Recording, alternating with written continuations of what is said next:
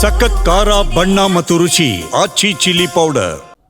ಮಲಯಾಳಿ ಭಾಷಾ ಮಸೂದೆಗೆ ಸಂಬಂಧಪಟ್ಟಂತೆ ಬೆಂಗಳೂರಿನಲ್ಲಿ ಸಚಿವ ಶಿವರಾಜ್ ತಂಗಡಗಿ ಹೇಳಿಕೆಯನ್ನು ಕೊಟ್ಟಿದ್ದಾರೆ. ಕೇರಳ ಸರ್ಕಾರದಿಂದ ಕನ್ನಡಿಗರ ಮೇಲೆ ದಬ್ಬಾಳಿಕೆ ಆಗ್ತಾ ಇದೆ. ಕಾಸರಗೋಡಿನ ಜನರ ಭಾಷೆನೇ ಸಂಪೂರ್ಣವಾಗಿ ಕನ್ನಡವಾಗಿದೆ. ಕೇರಳ ಸರ್ಕಾರ ಮಸೂದೆ ಜಾರಿಗೆ ತಂದಿರುವಂಥದ್ದು ಸರಿಯಲ್ಲ. ಮಲಯಾಳಿ ಭಾಷಾ ಮಸೂದೆಯನ್ನು ಕೂಡಲೇ ಹಿಂಪಡಿಬೇಕು.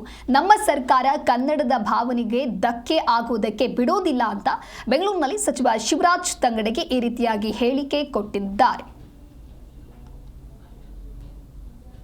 ಮಲಯಾಳಂ ಭಾಷೆ ಅಧಿನಿಯಮ 2025 ವಿಧಾನಸಭೆಯಲ್ಲಿ ಪಾಸ್ ಮಾಡಿ ರಾಜ್ಯಪಾಲರಿಗೆ ಕಳಿಸುವಂತ ಕೆಲಸವನ್ನು ಮಾಡಿದ್ದಾರೆ. ಅಲ್ಲಿ ಏನಂತಂದ್ರೆ ನಮ್ಮ ಗಡಿನಾಡು ಭಾಗದೊಳಗ ಕನ್ನಡಿಗರಿಗೆ ತೊಂದರೆ ಆಗುವಂತ ಕೆಲಸ ಆಗುತ್ತೆ ಈ ಬಿಲ್ನಿಂದ. ಅಲ್ಲಿ ಕನಿಷ್ಠ ಕೇರಳ ಭಾಗ ಗಡಿ ಭಾಗದೊಳಗ, ಅದು ವಿಶೇಷವಾಗಿ ಕಾಸರಗೋಡದಲ್ಲಿ ಕನಿಷ್ಠ 7.5 ಲಕ್ಷ ಕನ್ನಡಿಗರು ವಾಸವನ್ನು ಮಾಡ್ತಾ ಇದ್ದಾರೆ. ಅದರೊಳಗೆ 210 ಕನ್ನಡ ಶಾಲೆಗಳು ಅಲ್ಲಿ ಇದಾವೆ.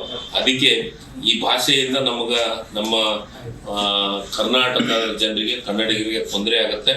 ಅದಕ್ಕೆ ನಮ್ಮ ಸಂವಿಧಾನ ಆರ್ಟಿಕಲ್ 350B ಪ್ರಕಾರ ಭಾಷೆ ಅಲ್ಪಸಂಖ್ಯಾತರ ರಕ್ಷಣೆಗೆ